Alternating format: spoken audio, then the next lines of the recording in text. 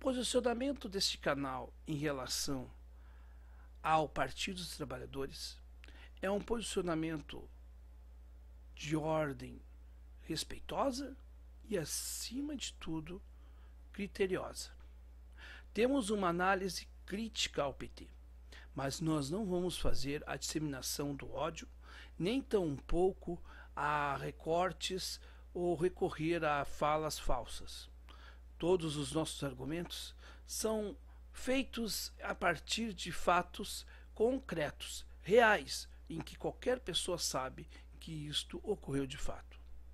Portanto, as nossas críticas são as ações dos últimos 20 anos feitas por esse partido. E vamos continuar tendo uma postura crítica ao PT, como continuaremos tendo uma postura crítica a Bolsonaro. Assim como teremos uma postura crítica a tantos outros segmentos da política nacional. E inclusive ao segmento ao qual nos inserimos. Porque ser crítico não é ser desrespeitoso. Ser crítico é questionar, é buscar uma resposta para os nossos entendimentos. Se isto for o caso de perder inscritos, nós não nos comprometemos com isto. Isso não nos impedirá de termos a nossa linha de conduta. E nesse sentido, e nessa linha de respeito, é que vamos buscar um entendimento para que você, então, saiba o real posicionamento deste canal. Fizemos um editorial hoje pela manhã, comentando 100 dias do governo Bolsonaro. No final do editorial, último parágrafo, escrevemos o seguinte: para concluir, Bolsonaro é o presente dado por Lula e pelo PT, graças às suas arrogâncias.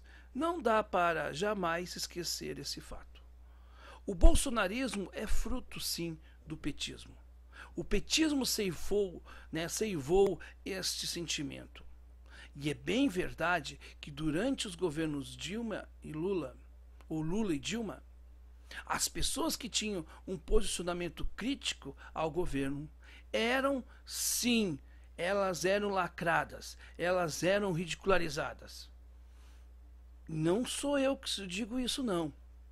Peguem uma entrevista da Irene Ravache ao Roda Viva em que ela fala sobre isso. Irene Ravache, que foi uma apoiadora histórica do PT, lá no início, lá na década de 80. Não só Irene Ravache, mas como outras personalidades se queixaram do mesmo ponto.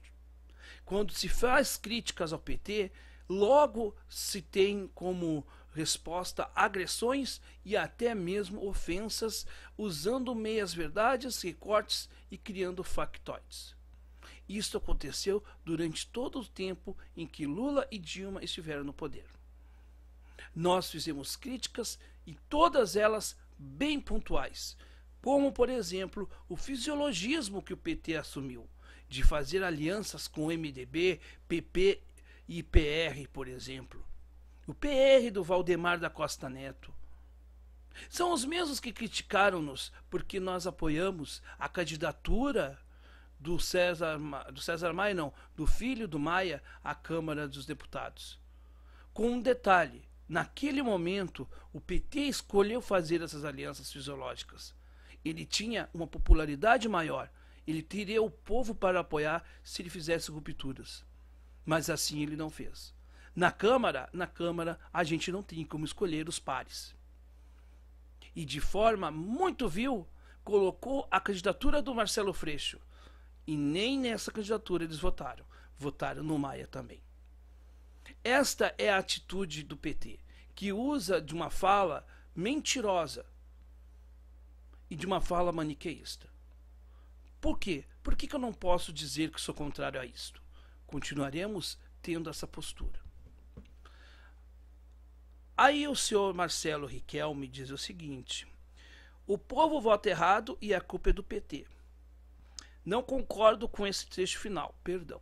Primeiro, você não tem que pedir perdão para mim em nada. Não me ofendeu em nada, Marcelo. Segundo, e a questão é o seguinte: o povo não via outra opção senão o Bolsonaro.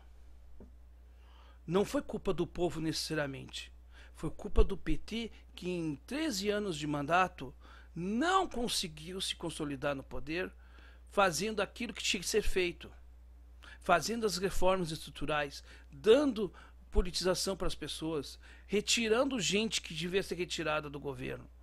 Mas se optou, inclusive, em ficar com o Joaquim Levy para agradar o sistema financeiro. E aí deu no que deu. Tudo é consequência de erros estratégicos históricos, de rompimento com as suas bases, como ocorreu lá em 2002 com a tal Carta ao Povo Brasileiro.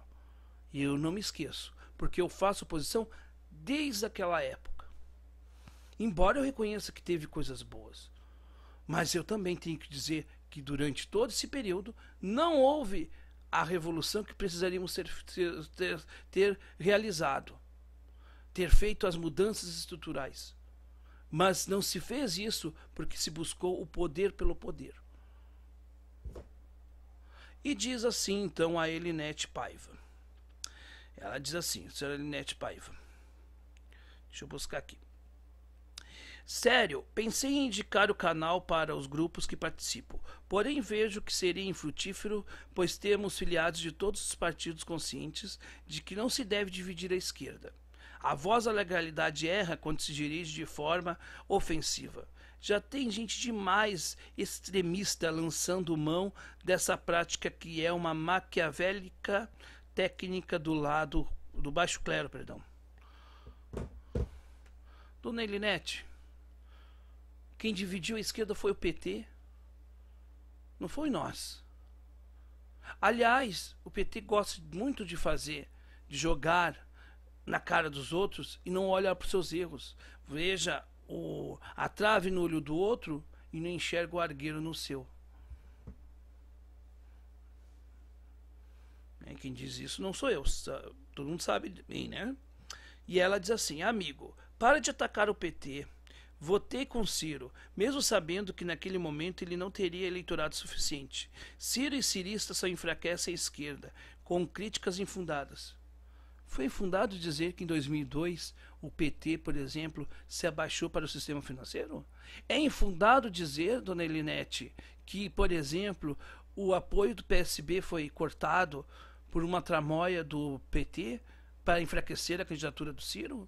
É infundado dizer que nós sabíamos que Lula não iria concorrer em 2018 e que até o final insistiu numa candidatura natimorta e colocou depois no lugar um sujeito sem personalidade e que os votos de Haddad foram votos em Lula e que no segundo turno os votos que teve a mais o Haddad foram votos de quem votou no Ciro, exceto eu, porque eu não votei em ninguém no segundo turno? Se a senhora disser que isso é mentira, eu até peço desculpas, mas eu acho que eu não vou ser obrigado a fazer isso, porque eu sei que eu estou falando a verdade. Né? E a senhora diz ainda mais, o fato de Ciro não ter sido eleito não é culpa do PT. Não é culpa do PT, claro que não. Porque o PT nunca consegue ver os seus erros, né? O PT sempre acerta. Pelo contrário, ao Ciro estivesse apoiado pelo professor Haddad, haveria chance de Jair não ser o presidente. Ah, tá. Quer dizer que tínhamos, né, de toda a sabotagem que o Ciro foi vítima, o Ciro tinha que continuar no palanque do Haddad. O Ciro votou no Haddad. Só não fez campanha. Era um direito dele. Viajou com o dinheiro dele. Mas me parece que, né, a narrativa é sempre essa. É sempre a culpa do PT não ter sido eleito. Todo mundo sabia que não ia se eleger, porque o antipetismo era muito forte. É do Ciro. A culpa é do Ciro. Vocês colocam a culpa da derrota do Ciro. Mas vocês dizem que o Ciro é que coloca a culpa em vocês. Quer dizer, é sempre esse joguinho de empurrar para o outro. Um jogo infantil que não consegue fazer uma autocrítica. Se o PT conseguisse fazer autocrítica, poderia ter chance de alguma coisa. Mas se diminuiu exatamente por isso. Porque não conseguiu reconhecer os seus erros. E muitos dos seus simpatizantes parecem também absorverem essa falsa narrativa. O tempo é um senhor da razão. Quem sabe um dia a senhora reveja esse comentário e pense, poxa vida, né? Quem sabe? Eu ainda acredito no ser humano. E digo mais, eu não vou deixar de fazer críticas, porque a senhora não vai deixar de seguir o canal, porque a senhora não vai indicar o canal para um monte de gente. Sabe por quê? Porque eu não faço vídeos para agradar este ou aquele, ou para ter milhões de visualizações. Eu faço vídeos para expor as minhas opiniões. Se você quiser seguir elas, fique à vontade. Se não quiser, é um direito seu. A democracia prevê a liberdade de opinião e até mesmo a liberdade de ouvir ou não. Agora, eu não vou mudar as minhas convicções por likes ou por inscritos, porque isto para mim é muito feio. E eu digo uma coisa, eu caio em pé, mas eu não caio de joelhos perante os interesses comuns ou da vala comum dos interesses mesquinhos. Isto não.